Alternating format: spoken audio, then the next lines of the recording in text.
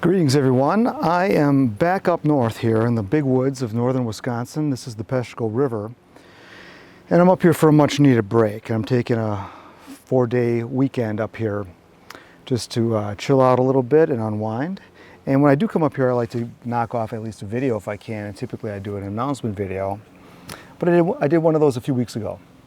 So I've got a topic here that's been on my list, on my shelf, on my desk for many, many months. And it's my favorite movies of the 60s. So I thought I'd do that one when I'm up here because it's kind of a fun topic for me.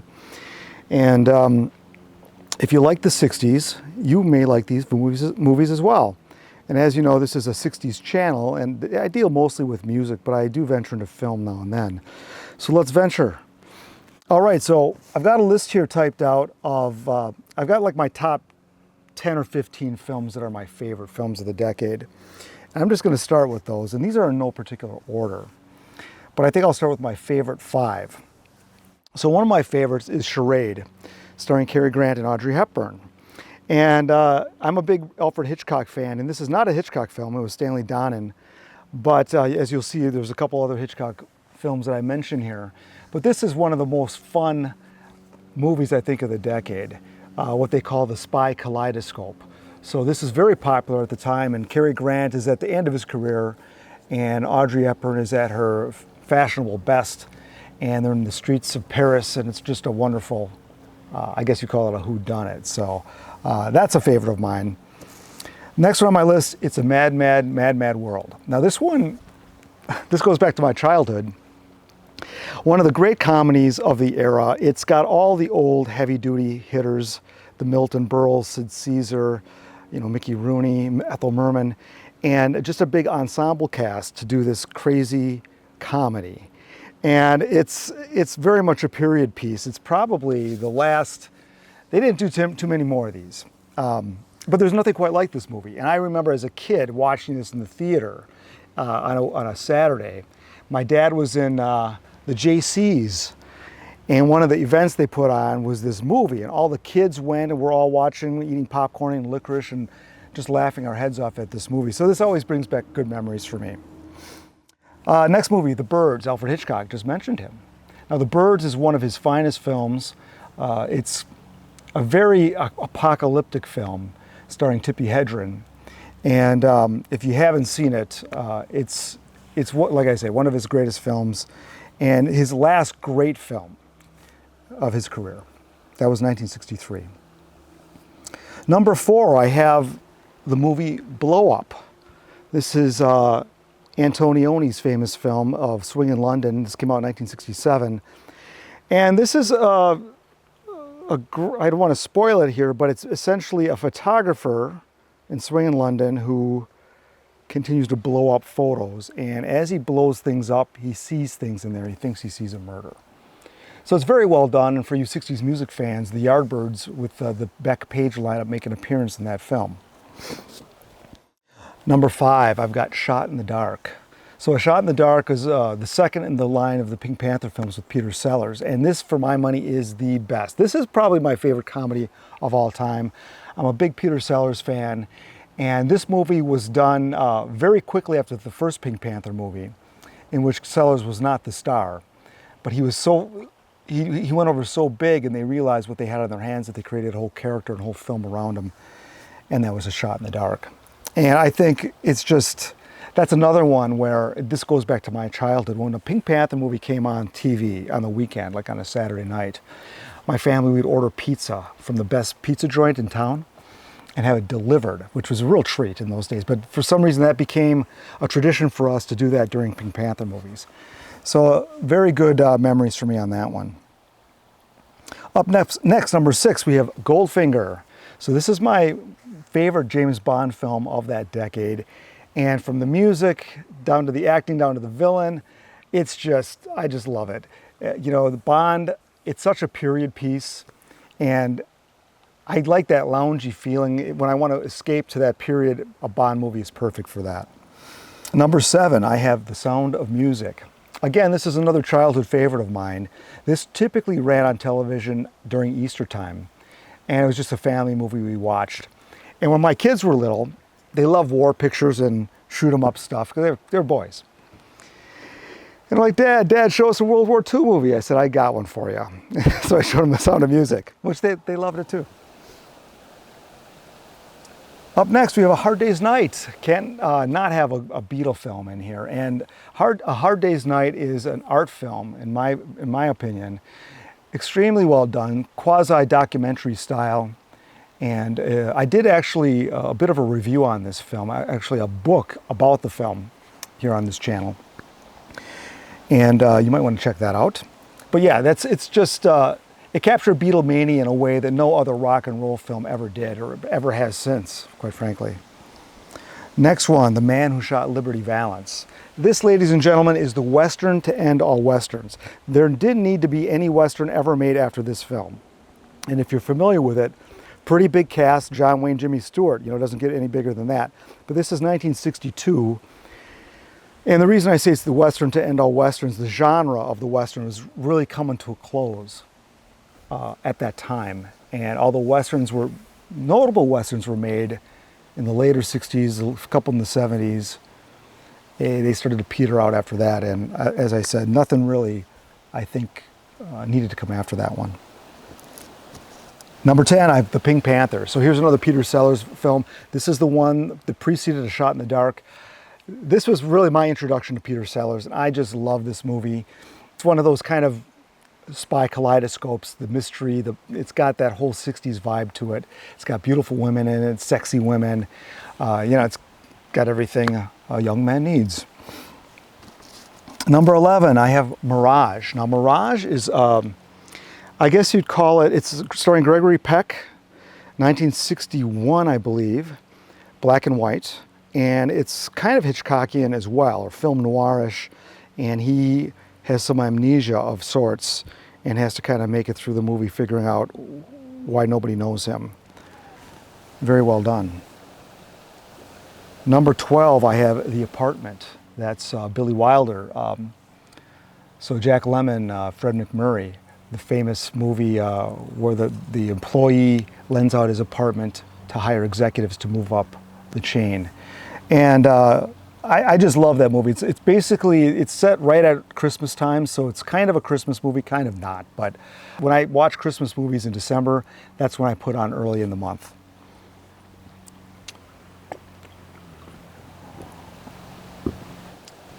Next up we have The Train. This is Burt Lancaster. So this is a war picture. As war pictures go, this is an interesting one because this is the dying days of World War II in Paris, German-occupied Paris, and the Germans have to get out. But there's one German colonel, I believe he's a colonel, who is an art lover, and he's intent on stealing all the great art from France. And Lancaster isn't going to let him do it. So, very interesting film. I think you might like it. At 14, I have Breakfast at Tiffany's. Another one that I love because of the fashion, Audrey Hepburn. It's kind of a quirky movie. It's a little bit odd in places. Huge hit, hit single. I was going to say Blue Moon. What the hell's the name of it? It'll come to me. But anyway, you're all shouting at your screens right now. Fun film. Love Audrey Hepburn. And number 15, I have Dr. Strangelove, one of the more surreal black comedies at the time, Stanley Kubrick. So that one still gets a lot of love from a lot of people, and people always rave about that one to me to this day.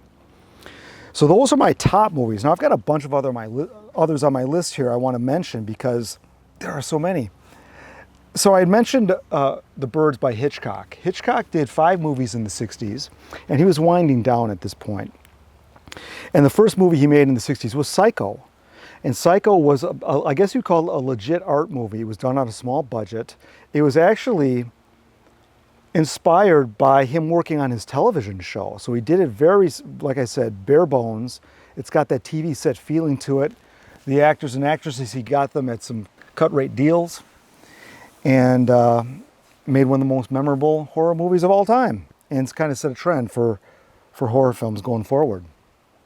The other couple that I want to mention, the movie that followed The Birds was Marnie. That's also starring Tippi Hedren. That's a Sean Connery movie with Hitchcock. It's not one of his better ones, fraught with problems and things, but still interesting. as is 1966's Torn Curtain. That's Julie Andrews and Paul Newman. Kind of an odd pairing, and I think Paul Newman was more miscast than Julie Andrews, but it's a Cold War film, and some very memorable scenes in that movie, even though it's not considered one of his best. And finally, the last Hitchcock film of that decade was Topaz. That's 1969. That's a movie on the Cuban Missile Crisis. There are no stars in that movie that most people would know. I watched it recently, and I really enjoyed it. I forgot that it was that good. And again, Cuban Missile Crisis, it's got some good suspense in it, and kind of a surprise ending. So let's talk a little bit about Westerns. I mentioned The Man Who Shot Liberty Valance as being the Western to end all Westerns. There was a trend in the 60s where the Western was kind of coming to the end. The other one I've got down here is called Lonely Are the Brave, which was, I guess, a modern day Western starring Kirk Douglas. The other two I have on here, I just kind of threw in the Misfits, Marilyn Monroe, Clark Gable, Montgomery Clift. Maybe not a Western as such, but I kind of threw it in there. And One-Eyed Jacks, starring Brando. Brando's only directorial film, the only thing he ever directed. And the bad guy in there is Carl Malden. So that's worth seeing. I had mentioned James Bond. So Bond had, there were 6 Bond films in the 60s, proper films. The first one, Dr. No, obviously that was the big hits. And one I never tire of. I prefer From Russia with Love even more, though. I just love, I love, for some reason, that story better. I like the fight on the train. I like the ending a lot better.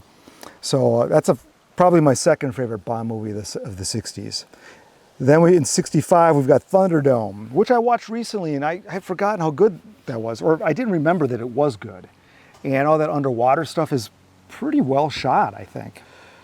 And then we've got 1967's You Only Live Twice. Not as big of a favorite of mine, but I love the music almost as much as I love the Goldfinger soundtrack. And finally, we have the first one without Sean Connery, the George Lazenby, Her Majesty's Secret Service, 69.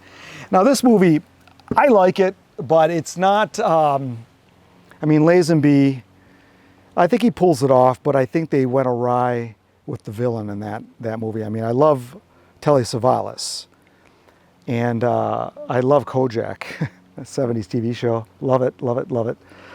But he's not, I think you needed a European or British villain, more elegant villain, I think, for that one. There are 2 other kind of Bond movies in the 60s. We've got Casino Royale.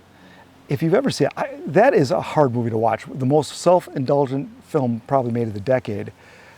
Completely gone off the deep end with the whole surreal psychedelic thing. Didn't make any sense. Sean Connery didn't want anything to do with that movie, and can kind of see why. And then there's another one called OK Connery.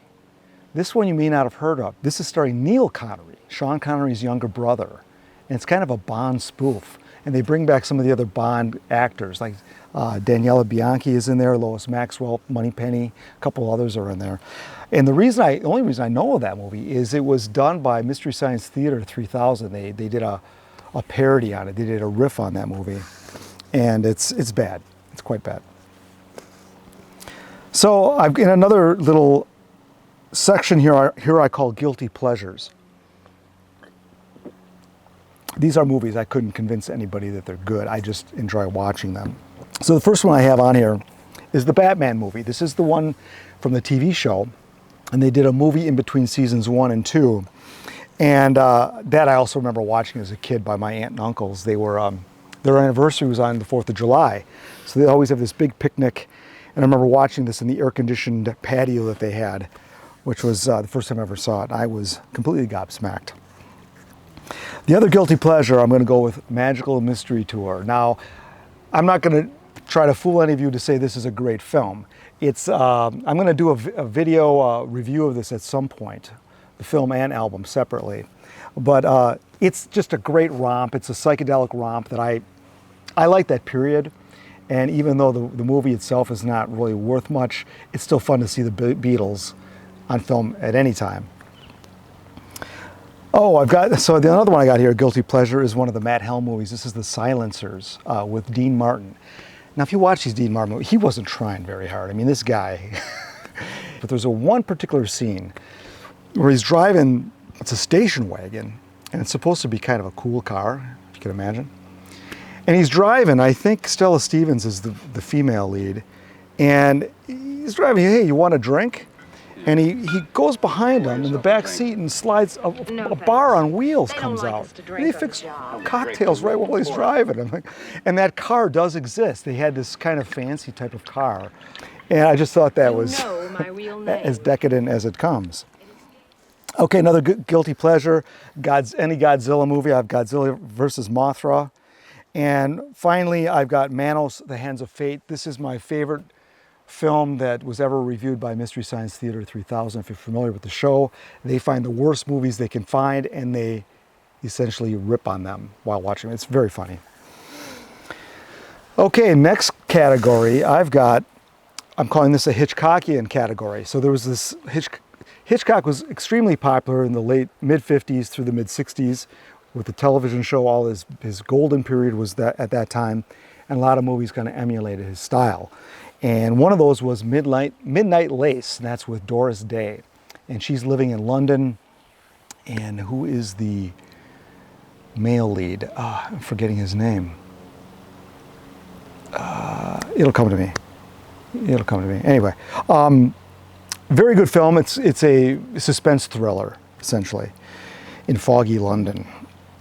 The other one I've got down here is Bunny Lake is Missing. This is another British film. Laurence Olivier's in that one, and I've covered this in another video because the Zombies did the soundtrack for that film.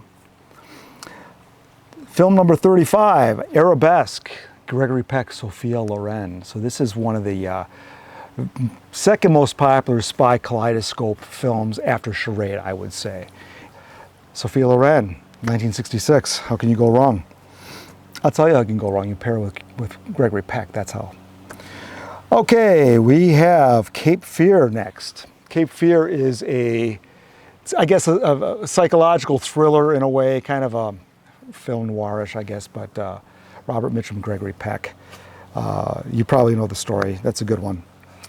And then I also have Wait Until Dark, another Audrey Hepburn. She lives also in London in this one. She's blind, and she has something of great value, and people are after her.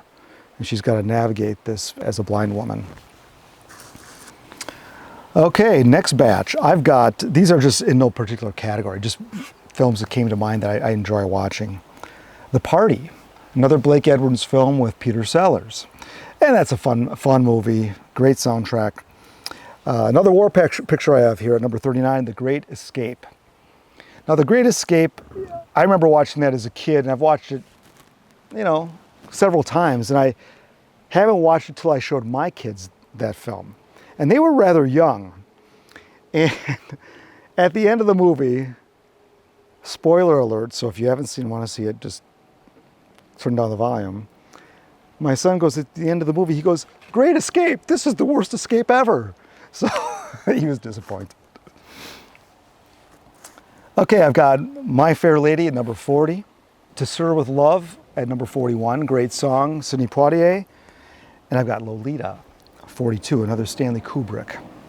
So I've got some honorable mentions here that I don't watch as much, but I thought I'd throw them on it. There's so many movies to choose from. I've got 8.5, completely surreal. Hard to watch the first time, but years later I watched it when I was older. I appreciated it much more. Pocket Full of Miracles, that's Frank Capra with Bette Davis and Glenn Ford. The Beatles' Help, another fun romp, kind of that spy spoof that was so popular in the 60s. Romeo and Juliet, Zeffirelli's version. This is 1968. When I was in grade school, 8th grade, we had to study this Shakespeare piece. And one of the things we got to do was take the bus downtown to see it on the big screen. It happened to be playing. So I got to see that on the big screen at the time. Still love it. Love the song, the music as well. 47, I got Butterfield 8 with Liz Taylor. 48, another Kubrick film, Spartacus. Not as good as Ben-Hur, but 49, a Monterey Pop, Pennebaker's film. This is I'm going to be covering this film in another video on its own, because the Monterey Pop Festival was an extraordinary event, and the one that really kicked off the rock concert, the big scale rock concert. So we'll be coming back to that one. Number 50, To Kill a Mockingbird, Gregory Peck's best role. Number 51, A Child is Waiting. If you haven't seen this one's a little hard to watch. Directed by John Cassavetes, starring Burt Lancaster and Judy Garland. And it's about disabled children. And it was shot on location with actual disabled people. It's got a very high level of realism, and which kind of makes it hard to watch. But a very good film. Okay, I've got 3 movies here on my list of yet to see that I still haven't seen. Contempt with Bridget Bardot, La Dolce Vita, and Midnight Cowboy I still have never seen. And I've got another part of my list here that I'm getting some of the movies I'm a little tired of that I don't need to see anymore, I think, or I feel slightly overrated. Bullet with Steve McQueen, great car chase, but take that away, what have you got? The Graduate, last time I saw that I just didn't enjoy it as much. Huge film, still popular to this day. Maybe I'll like it another time when I watch it in the future, who knows? 2001: A Space Odyssey, that's one I just can't watch much, I just don't. Bonnie and Clyde, another one where I've seen, I guess that's what I don't have to see again. Ditto Mary Poppins. I'm on film number 59 here, one more to go after this. The Wild Bunch, this is another Western, 1969, so this is Sam Peckinpah. This is essentially the Western after the rating system of 1968 kicked in. So you have a lot of blood, a lot of gore, famous for the blood packets that explode. It has been much parodied. But that one, again, not needed. And finally, a bit tired of, Planet of the Apes. I know that's going to piss off a few sci-fi people, but don't need to see that one again. So anyway, that's 60 films, of some of which are my favorites and just some of the great films of the decade. I left out, I thought after I made this list, I forgot about the spaghetti westerns with Clint Eastwood, The Man with No Name. I left out a lot, but there is a lot. But I thought, what a vibrant time, what a fertile era of filmmaking. And I'll be talking about many of these again in future videos that have more of a music theme. So that's my list. Thanks for watching.